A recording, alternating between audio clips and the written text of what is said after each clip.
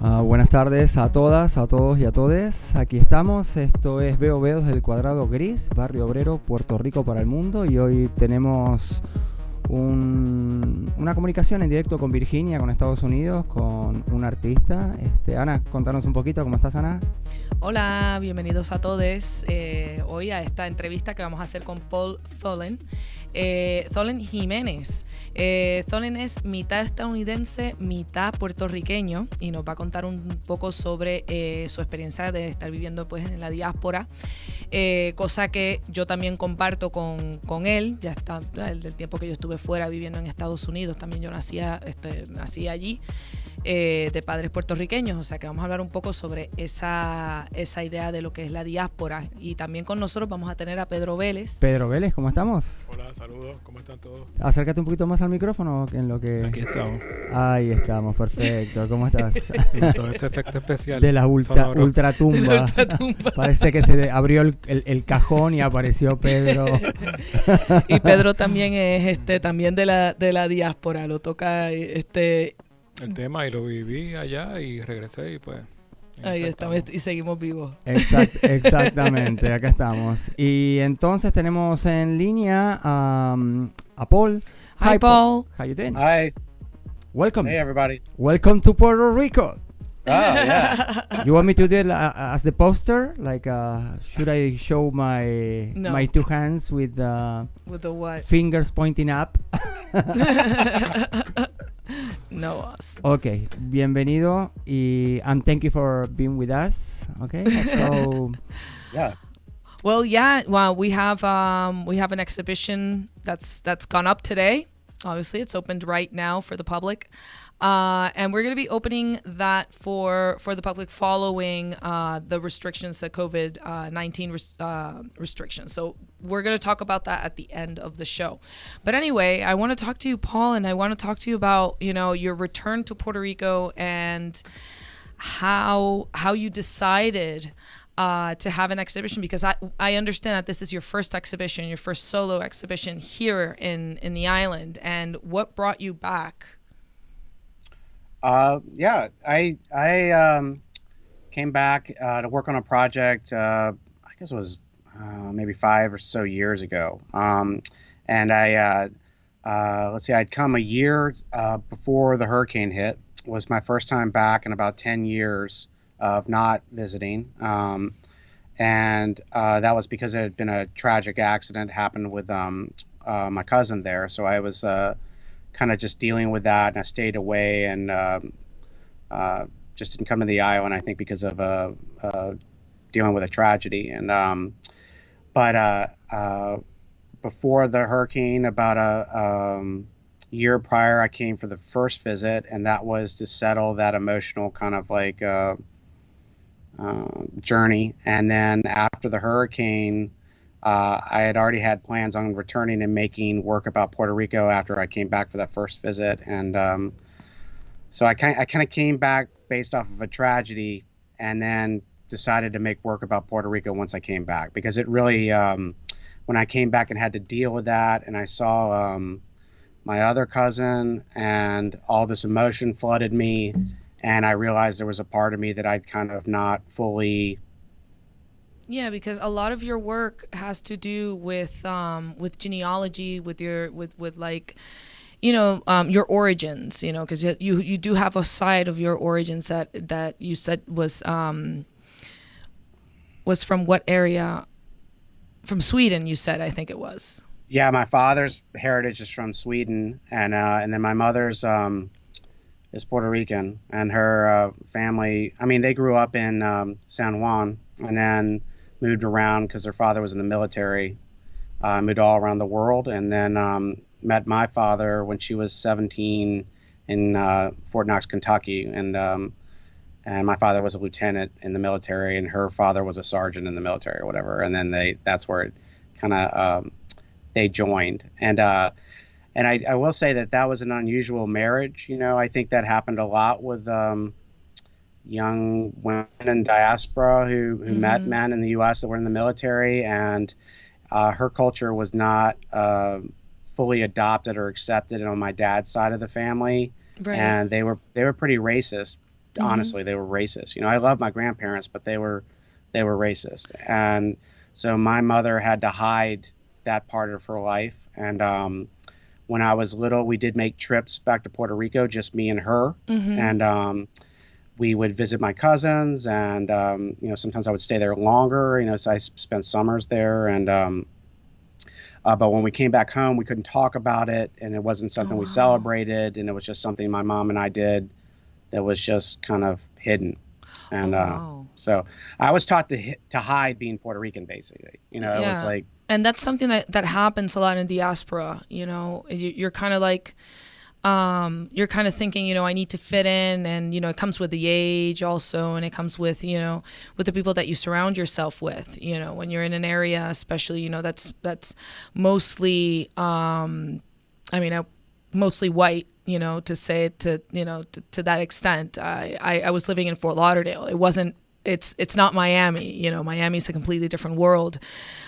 So yeah, there's a part of yourself that, and I completely understand that you're like, you know, I just need to fit in, you know, and it makes sense because there's, you know, we speak another language, and it's not that we look differently. It's just that we're just programmed with a completely different culture and it's louder and you know what I mean? And it's colorful and it's just not, it doesn't mesh with a lot of the American, you know, the North, you know, the USA culture. You know, I don't want to call it like North American because, you know, America's the whole thing. But yeah, it just doesn't mesh with the US culture, you know, our get-togethers, our loudness, our Puerto Rican-ness. And it's nice to know that you're kind of like trying to retrieve that part of yourself, that Puerto Rican-ness that you probably thought that you lost in a way. So it's kind of like you're picking up all these memories, and that's what I see when I see your photographs, you know, especially the ones that are here at the gallery. They're just like, they're fragments of memory, you know, and the way that the colors are used and the haziness that they have, you know, they're just like memories of a memory of a memory. I don't know if that makes sense, but that's what it, you know, the sensation I get when I see those photographs.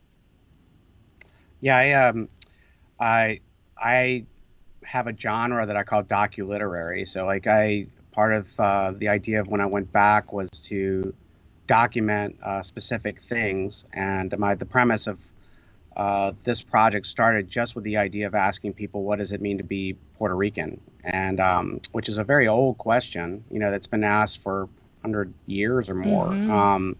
And so I wanted to ask, because I was trying to find what that was, and was trying to find whether I was part of that. And so that was much more of a kind of documentary inquiry that suddenly hit me in the face, and I realized it was more about me than anything else. Yeah. And but I will say that on that journey, I did not have an agenda. So like my main point was to listen to people, and I would ask them, what does it mean to be Puerto Rican? And just listen. And after interviewing lots and lots of people, there's a lot of different answers you get. You know, and there's a lot of passionate answers with people that don't get along, and you know, and it's, so I did learn to be impartial and to find something of knowledge from every person I interviewed. And so I think the photos reflect a kind of like journey through what almost looks like memory and history, because it's everybody else's stories, you know, that I wanted to have a genuine reflection of who they were in it. Yeah. Paul, Go so ahead. Your approach is very photojournalistic in a sense. So when I saw the work earlier, I didn't notice.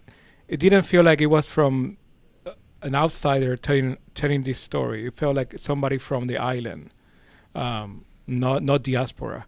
But I've also seen some of your work, and you had another series which was about advertisement. Yeah. And that's where I figure maybe your background is in photojournalism or in journalism in general, or how did those two things came about? My road to the arts was, I had all the way up to age 26, I didn't practice any photos or arts or anything. I went to school for philosophy, and then did the did the typical philosopher thing and worked in cafes and got really disgruntled and and then honestly kind of got fed up with written language and arguments and what that philosophical world is. It seemed like it was causing problems that would never end, and so that I found a camera that a girlfriend had and started photographing things, and so I went to school for fine art, and it wasn't a documentary school, so like my training was much more in a kind of like poetic, kind of interpretive space of photo, and where the Puerto Rico project is probably the most kind of anchored to a method that I would say you could relate to a documentary mode that then I say gets literary, because the way that I sequence the images or the order that I put them in is very purposeful to try to tell almost a kind of poetic vision or story of my experience of fact. And I think we spoke earlier about your awareness. There was a sudden awareness with yourself about being a Puerto Rican, or not a Puerto Rican, but like Puerto Rican artist or somebody who wants to be involved directly with our scene, even though this is your first solo show in the island. Yeah, it's that's been an interesting part of all of this. So once I wasn't going to have a show. I part of the reason I had a show was I was going through the tenure process at the university, and they kind of had that expectation. What my intention was to meet people and to make historical work that mattered, and I didn't want this to be about myself, right? Like I wanted it to be about communities, and I was actually very concerned about the different factions that I was meeting in Puerto Rico. Because I felt like, which most Puerto Ricans know, in these current politics of today on the island, I think make people even more hyper aware that those, being divided in those factions from a colonial standpoint is very damaging in regards to bringing about change, right? Because you have this infighting, which I think that the U.S. government seeded in the 40s and 50s. And so my intention was to just talk to people and try to get good from everyone and learn and share stories. And my biggest hope was to have maybe an event or something like that, where just people got together and that I'd met and just kind of talked, and I learned even more from them from meeting. And hopefully that you could get people in a room who sometimes had a history of arguing, coming together on common ground of just saying, yeah, we're all Puerto Rican, even though, and we have to remember that. That was my objective. And so I didn't really want to have a show because I thought that's so narcissistic, that's such an ego play. Like I don't want it to be my vision of Puerto Rico. It's not that. That's not why I'm doing this. And so the show, anyway, so I had to have a show though, and right. For this tenure process. And what I did learn in Puerto Rico trying to find a show, this was kind of interesting. I don't want to get controversial, but Puerto Rico does have, just as much as my town or New York, a very defined art community, right? Like yeah. And those communities aren't big, they're small, and they know each other and they support each other. And I think in the current climate that we're in, it's not a great time for the diaspora to be coming over. It's like there's a lot of tension right now in regards to the motivations of somebody from the diaspora being in Puerto Rico. And I think that those are real concerns that I would have too if I were living on the island, or if you're just trying to come and quickly lay claim and fame to being Puerto Rican just to move your career forward. So I understand that, but trying to find a show there was not as easy, even though I didn't really want to have one, and I wanted to make it about the people. And so I will say I was delighted to find Anna and Ozzie, partly just because I told them with the gallery being in Barrio Obrero, I thought that was fantastic that it was there, because just to me, it's such a symbolic statement to have a gallery there, and it's already about community, and there's a lot of politics about just that neighborhood, and asking people if they've even been there, it's like, and it's like, so I just thought that was the greatest. And the fact that really there was an openness for all kinds of artists to come to the gallery, and the diaspora was one that Anna accepted as something that was important. And so I will say, in the general art community in Puerto Rico, outside the underground and punk scene, which I feel like connected to my cousin, feels so ringing true and genuine to me, and real good people, and everybody's good people. But I do feel the politics of the art community there, and I don't even like the politics of the art community where I'm at, so it's like, I feel really great that I had, the show here. The people I met were all really nice. They gave me great discussions. There's people that I want to photograph and talk to in the art community. But the idea of having an exhibit is, there's an economics and politics to it. And that's not something I was really interested in playing whatsoever. So I feel really, really honored to even be in the gallery and that they even exist in the world. I think I'll do everything. I feel like I found people that really ring true to me. It's like, that's the short answer to it. I didn't really want to have a show, and then there was the politics of having shows anyway, and that was so far away from why I did this project. Right. was really about people. And it was going to be, with the whole COVID issue, it evolved also, like the show, how we were going to go about it, and now we're all digital, which is great, because now a lot of people are going to be able to see the show through their through their phone or through their computer or whatever. But yeah, and I think COVID has had it evolve, and it's actually, I think, kind of like turned it into more like exhibition and conversation at the same time, just kind of walking around and looking at some, at images. We miss that. We miss all that. Well, of course we miss, and I miss a lot. I miss going to restaurants, and I miss going to parties, and I miss, we all do. No worries, Paul. You're gonna come here, and I promise you a margarita or or rum con Coca-Cola. So it's gonna come. Or a pitorro or pitorro. Yes. Well, it is a big feat to put a show in this period of time from a distance, and which is pretty much virtual. And for people who have never seen your work here, at least, my experience right now is just the show looks perfect. It has been installed in a great way. They look like banners. The photographs look like banners. They ties up with your earlier work. But also I was wondering about the punk aesthetics, not punk aesthetics, but politics of punk or outsider art.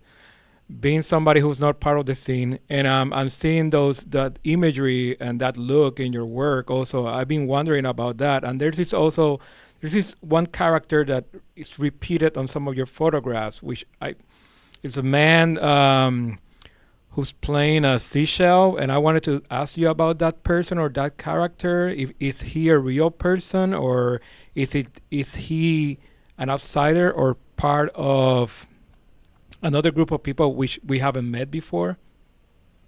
Yeah, that man is his name is Baracute.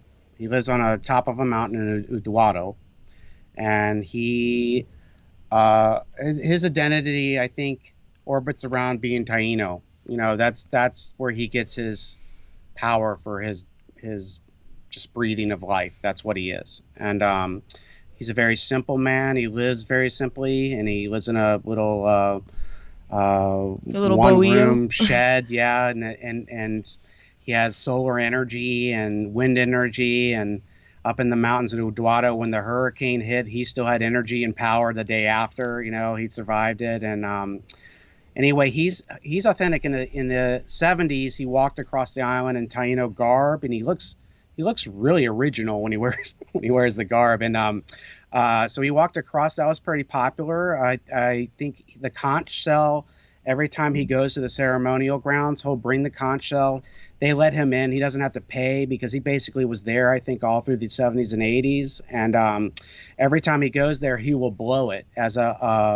When he blew it that time, he said he was doing it because he wanted to wake up. He says he wants to wake up the ancestors to fight. That was right after Maria when we went. And so he was trying to wake them up, to have a rising up and help. And but he's authentic. Like, and I met many. One of the Taino element of being Puerto Rico is something that I did look into, and which is I've been told with a lot of Puerto Rican scholars that's often ignored because it's often dismissed as just kind of a cultish almost group. And yeah, they do have their association now. They're actually very organized. Yeah. Yeah, there's several factions of them, and some are. That's where I said I found that the factions fought against each other. I wasn't ready for that. I thought they would all be friendly to each other. The main reason they fought against each other was to get grants from the U.S. government. So it was like the groups on the island were actually backstabbing each other for funding to become nonprofit from U.S. money, and that sounded to me like the definition of colonialism. It's like, of course, and Barakute is beyond all of that. He's just simply up in the mountains and wanted to share his story. Yeah, it's part of those elements that are put into your work. And I wanted to ask you, is there a particular reason why you used the material, that flag material? Was that on purpose? Was that part of, because it kind of gives it that feeling of, flag, of presentation, also of something that is actually, one of the things I was thinking is that it's kind of like you're trying to capture memory and kind of put it into a support that is color fast and that is also impermeable, so it's kind of like you're taking care of that, you're kind of like, what's the word I'm looking for, saving or imprinting those memories that you have. Yeah, the materials, I make some big collages also, and that's originally what I was going to send to Puerto Rico. So COVID screwed that up. And so I wanted to have something, some of the ones that have the kind of DIY punk collage aesthetic in the show, those are actually shots of segments of the bigger collages that are then kind of like colorized a little bit for the photo. And right. But the banners and the main like aesthetic that I had for all of the work that I've been doing has been what I love in Puerto Rico, which is basically the street art and the discussions and conversations on the street. There's almost a calligraphy, hieroglyphics of the street, right? That's changing there with posters and graffiti, and that's the kind of underground messaging that I feel is the source of energy for the aesthetic of the show. And so I had to capture that, and then also the banners were just easier to ship and lighter. Well, actually, it's really nice because it kind of has a nice little shimmer to it, and it kind of adds on to that idea of a memory being reproduced over, a two-dimensional, just kind of like making a memory tangible. That's what I wanted to say. But we have one of we're going to look at the first image that we put in, we put a couple of images, or like 9 of them. And this does have to do a little bit with that street art, that graffiti that you find, or, call it graffiti, call it muralism, call it street art, call it whatever you want to call it. But being, coming from the outside and looking, and coming to Puerto Rico and running into, our graffiti dialect or muralist dialect, how do you feel when you find yourself, with, is it really alien for you? Is it, because, we do have that part with the United States. We are part, we're a territory of the United States, and we do have hate and love. Yeah, exactly. It's a love-hate relationship, but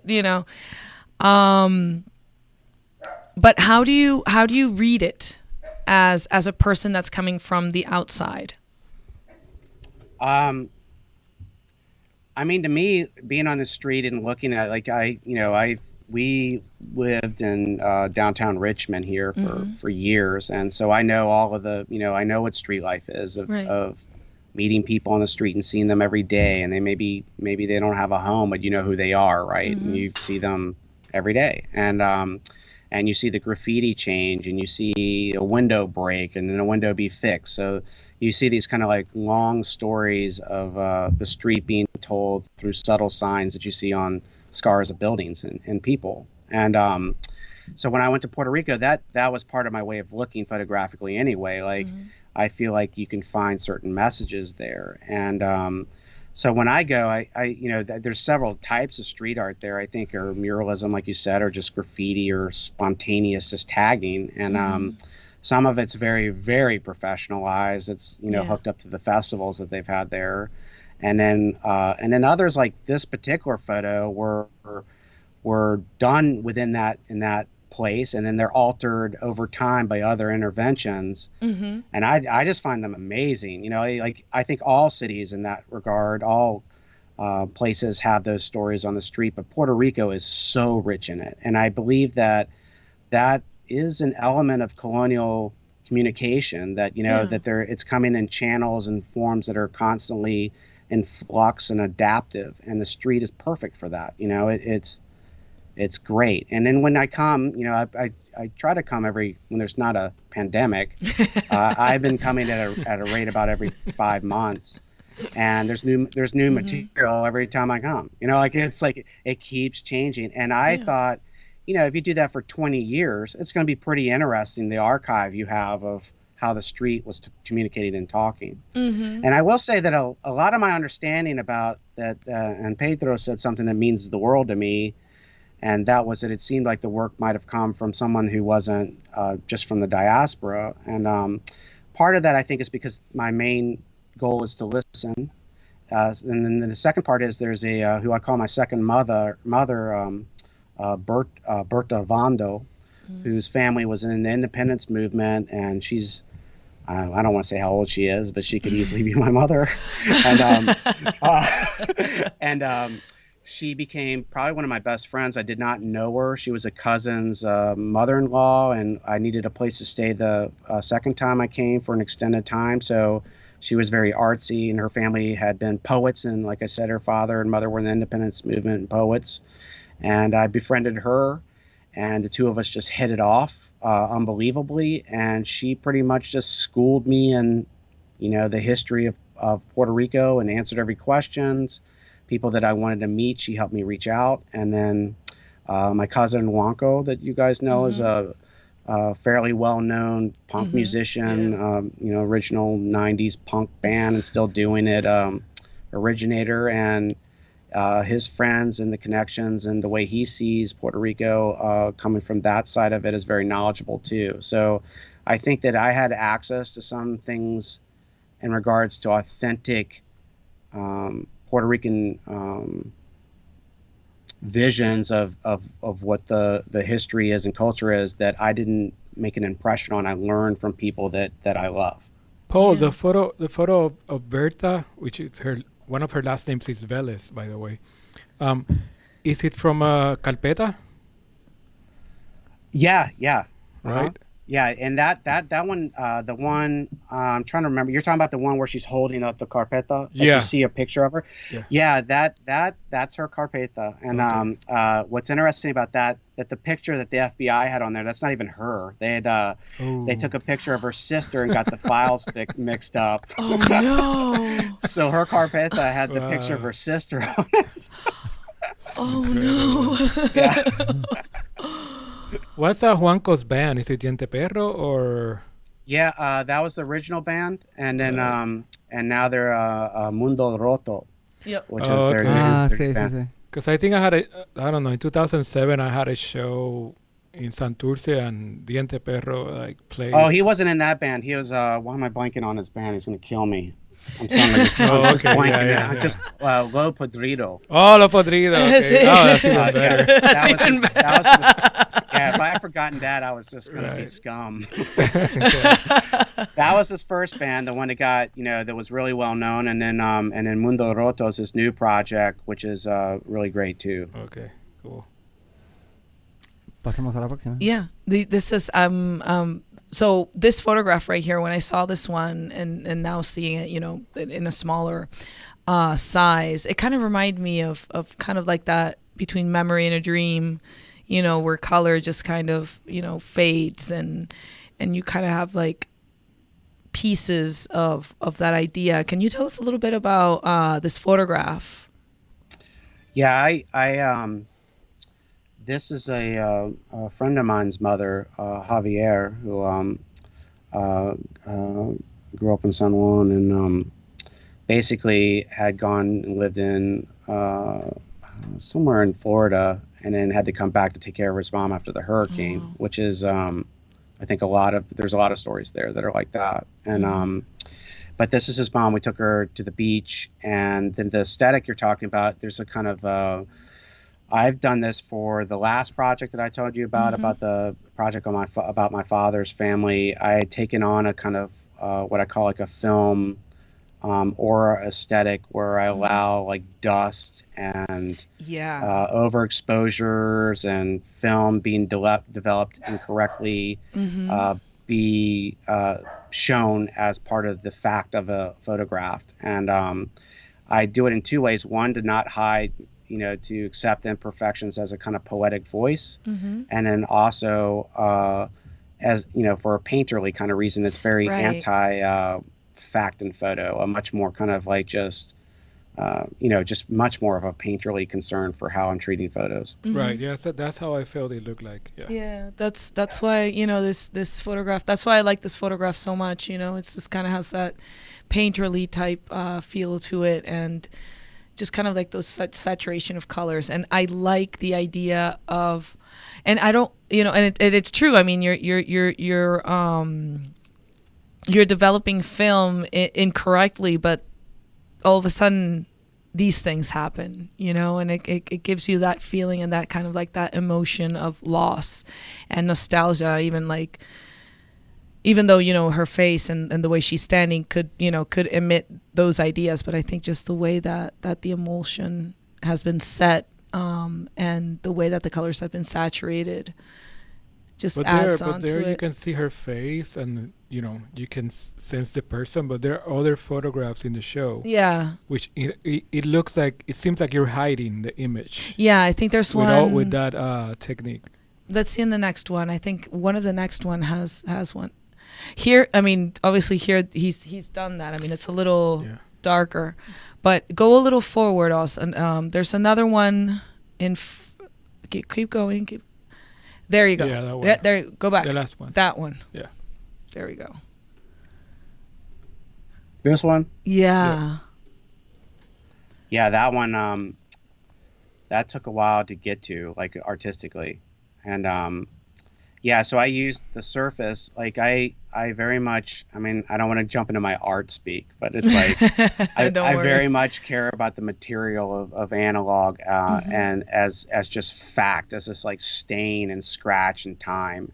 And then I also care about it as a symbolic, metaphorical force in an image. So, this one was perfect of making it look like a exposure that's been aged and worn and scratched, but then at the same time it looks like an impending doom and dark cloud that's been brought on by, Columbus. Yeah. And, so it's supposed to have those two tensions at once. One's a very material kind of tension and aesthetic and flow and feel that's painterly, and another that's very symbolic and poetic about the actual thing that's there. And then the third element is that it's still documentary. And that's why I call it doculiterary. I feel like it's documentary practice, but it's not hiding the emotional impression that I have when I make those photos.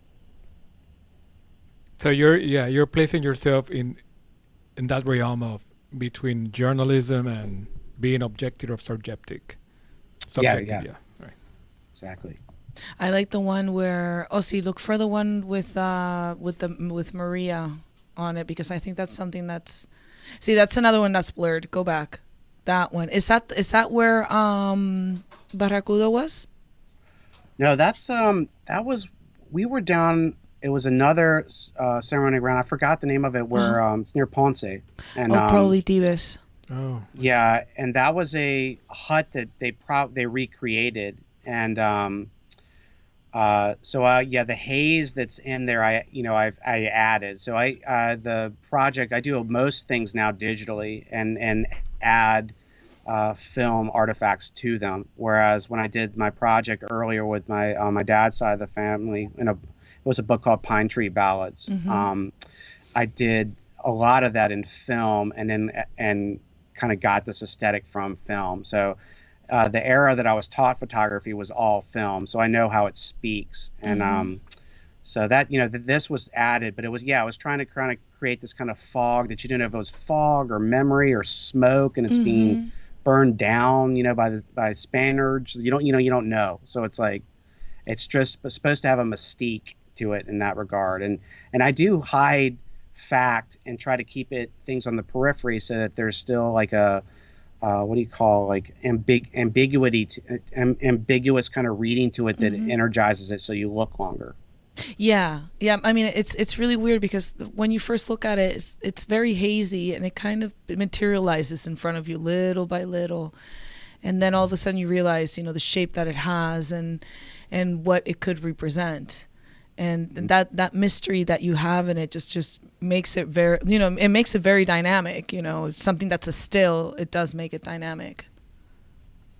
Yeah, that picture just straight out as itself is nothing special at all. It's just like, it definitely, I always feel like you have to really interpret it. I feel like there's in everything you capture in a camera, I think you can make a great image with it. You just have to figure out how to interpret it. And that's very counter to like a lineage kind of straight photography with what you take is what you have. You don't mess with it. Right. Yeah. I like that. I like that idea of it's one photograph and you deal with what you have, and it's a good exercise because it's kind of, it forces you to look further within the image and further within what your idea is in art and what you're looking for as an artist, as a photographer, as a person, Yeah, I think, once I started to get some momentum, and start making images, I start to feel a gravitation towards making certain types of images after that. So the images kind of build upon each other and kind of lead me towards what the next images need, before I shoot them. And so that's an interesting method too, I think, because I don't answer just to the facts that I'm learning. I'm also responding to how the images are starting to speak together and what they need, what's the next note. Right. And then you also have, apart from these photographs, you have the collages, which are sections of a larger piece. Let's put one up, Oz. I will. Boom, punk. There we go. And these are the punk aesthetics. Yeah, these I've really, the collages themselves in person have been really the heart of where I've been the past like 6 months. And that was another kind of pushing of the idea of I wanted to make collages that were very expressive and around certain particular moments or events in Puerto Rican history or energies that were there. And I thought it would be amazing if you made a collage, all out of original imagery that was documentary, and you look at this thing and it's very artistic, but it's also very much a fact of somebody that was there on the ground photographing for 5-6 years. And because it's much more than just a single photo is trying to be an answer to what a place is or what a people are. And I think the single photo is a lot slipperier than the collage with a manifestation of a lot of time and a lot of images and a lot of experiences. Right, but those look like they do look like record covers or or fanzines, but a little bit updated for 2020 terms. But those also have to do with your searching for your own identity, thanks to your cousin or your family in the island, right? Or is it just like a purely documentarian view of a particular scene? It's both. I think I can't separate really on that. Like I think it's both. Like I did want to have a certain energy from the scene and people's real lives and opinions and what's there, but it's also undoubtedly what Market left on me too. Okay, I will go backward. There's the photo of the hurricane, of the aftermath of the hurricane, or that Oh, one. there we go. I mean, I'm assuming it's like Yeah, the other aftermath, one, yeah. right after this one, the one with the trees. Yeah, that's that. I see this picture and it just completely, like I don't know. It causes me so much stress because that's what the island pretty much looked like right after the Yeah. storms when the trees were completely stripped. So They is look that like is little, that what it is, Paul? Yeah. Okay. they just look like matchsticks. That's all I thought Yeah. about. Yeah, or just bones or something. It just It's, I mean, and the thing is that you were in the States while this was happening, so you were getting like a completely different point of view of what was actually happening over here. I mean, at one point we didn't have I mean, there was no contact through the internet. There was no internet. There were no landlines. There was nothing, and we had no idea how things were being said outside of the island. So I don't know if that's something that you realized that must have shocked you by the way that the United States, were kind of treating us or still treat us, and how they downsized everything. I was pissed. Oh, like yeah. I and just shocked into awareness, like massively. Like there had always been this kind of false sense that like, if the shit hit the fan, they would be there. No like way. they would have to be because we were there for them for a lot of wars and all kinds of crap, right? It's like, and that energized a lot of the diaspora that in some ways the diaspora in in New York and Chicago and even some in Florida, they've had a much more kind of firmer connection to a community and ideas of being Puerto Rican, and I think they of course were affected by it, but I also think there was a lot of the diaspora that aren't in those communities that gets absorbed and is hiding. Yeah. That the hurricane and the aftermath and neglect kind of woke them up of being like, Yeah. what the hell? I was just about to say it was like a switch. Like all of a sudden. Yeah, there's those diasporas you're talking about are not actively, in pursuit of a political struggle. So suddenly all these other diasporas that had been like hidden reappeared. And yeah, it's just kind of like they kind of like to reclaim their Puerto Ricanness. Yeah. Like wait a second, they're doing that to them. And it was amazing. I mean, for us that were here and had to, be present during and after, it was really, really horrible. And all I kept thinking, I remember like the first nights when there was no internet, no electricity, nothing, not even water. And I was sitting here in my house because Ozzie was out. He was in Asia so I spent the hurricane by myself with a cousin.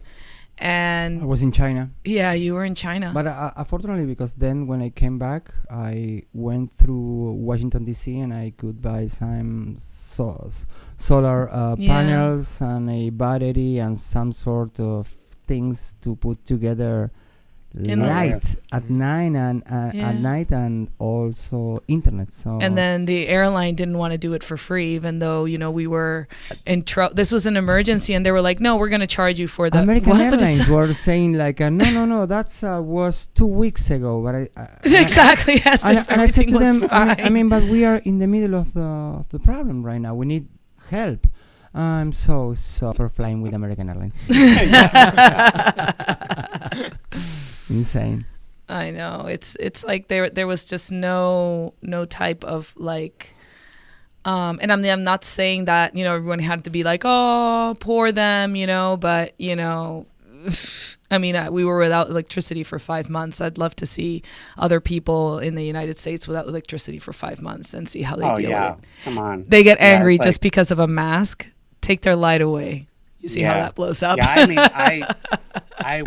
when the hurricane happened, there was a part of me that was very worried, because I had already started the project really, and at that point I was like, this hurricane hit now you're going to see a lot of kind of like sensationalism towards Puerto Rico about the hurricane, where the only focus is the hurricane, and they forget everything else that's happened in Puerto Rico in regards to colonial like neglect and power, and the corruption with the government and within. I think a lot of diaspora, they were just responding to the hurricane, you know, like that's what prompted them. And so there's part of me that like you know, I don't have that many pictures of the hurricane in my whole collection of looking at Puerto Rico, because I didn't want it to be signaled that I was on this vision because of just that storm, right? And because that storm is a moment in a long history of a place, and but you'll see a lot, you know. And I didn't want to add to this idea of imageries of destruction. You know, it needs to be destruction within the context of people's stories over a long period. No, the Puerto Rican Diasporic Academia in basically New York are in charge of that disaster porn. That's what it is. It's disaster porn. It has been terrible, but you know, they keep getting all these grants and money to do this, to repeat the same imagery all over again. So we actually need a rest from that. I didn't want any part of it. You know, I was like, that I was gonna misdirect work that was not directed to there. You know, it's like, and you know, I've learned a lot about all that. You know, I think that the scholars and intellects in New York, I didn't realize the tension between, you know, New York, Puerto Rican, Latin American studies and the island, you know, where there's like tons of tension there. And I've learned about all of that too, you know, like the different visions of, that's all been surprising. You know, like one of the biggest and I think most disappointments that I've had is all of the factions that have been built. And in politics in the United States are divisive everywhere, you know, like and even outside of Puerto Rico. Like, of course, the world is turning like that. Yeah. But I find Puerto Rico's, I still feel like it was seeded early on, and Puerto Rico had that conflict and divisiveness in it. It's been seeded there from the U.S. government and from a long time ago. And it was a general kind of idea or policy on how to control people. And so one of the saddest things that I've experienced is seeing how pervasive it is everywhere. You know, it's like we're looking at scholarship that not everybody's reading, these books that are just theory about identity and being Puerto Rican, that, you know, how many people read this, and those scholars can't even get along. They're yelling at each other, and, you know, like, and that to me is just blew my mind, you know, that it gets to that part, you know, to that point. Whereas learning about how New York and Puerto Rico communicated in the 50s and the 40s, and there was really a much more communal kind of like back and forth of the island and organization and everything. I think it has to do mostly with the children, you know, just kind of moving that, you know, just sending children to Puerto Rico, sending them back and forth, because usually when a lot of the immigration would happen, they would sometimes the husband would go, I mean the dad would go first, the father would go first, and then the mother and the children would follow. But there's also situations of the mother getting a job in the sewing industry, and they would send the kids first, and it's always to send them to like a tia that maybe they never knew that actually lives in New York, you know. So it has changed a lot, you know, the idea of the diaspora and the way that they take care of each other these days. Now it's the other way around. They send the kids to Puerto Rico, and they stay with a tia that they hardly even know. Who wants to be in the States is a question. I know. It's better to be in a beautiful island, right? Yeah. But anyway, I guess we're gonna. We are finishing. Thank you so much, Paul. Thank you so much, Ana and Pedro. And this has been a very nice. And we're going to, so that everyone knows, the exhibition is open. It's open to the public. You need to send a message either through Facebook, El Cuadrado Gris. You can look it up on Facebook, or you can send it to our email, elcuadradogris@gmail.com. You have to wear your mask. You have to wear your mask. We're going to have groups, like a really reduced Very reduced groups. Like 3 people at the time. And I don't know, pray to God. And and cross our fingers. We are in Well, Paul, it was a pleasure meeting you via remote control, and hopefully once the pandemic is over, you can come visit and we can go to some punk shows in Puerto Rico. Oh man, we are gonna take you around like an animal. Yeah, yeah. That sounds great, Pedro. I really enjoyed meeting you. I think like we probably have some good discussions. So Oh yeah. Absolutely. when I get there, I'll definitely visit. Cool. Absolutely. Thanks. Thank you, Paul. Thank you, Ana. Thank you, Pedro. Thank you. Gracias a todos por haber estado ahí. Muchas gracias a Esto todos. es, Veo desde el Cuadrado Gris, Barrio Obrero, Puerto Rico, para el mundo. Nos vemos en la próxima. Gracias.